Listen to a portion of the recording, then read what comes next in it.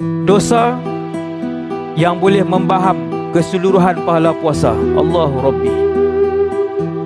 Kata Nabi SAW, Nabi sebut, dengar, ini untuk saya dan kita semua. Man lam yada' qawla zur wal amala bihi falaysa lillahi hajatun fi an yada'a ta'amahu wa syarabah.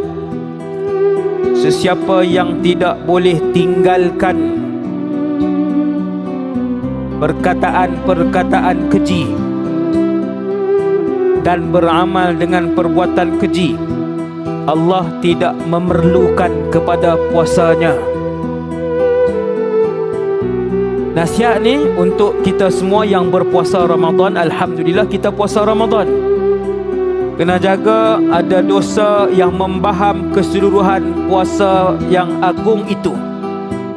Kata para ulama, antara dua dosa, kata Imam Mujahid, beliau kata ada dua dosa yang boleh membaham keseluruhan pahala puasa yang agung itu. Al-ghibatu wal kadhib, mengumpat dan berbohong.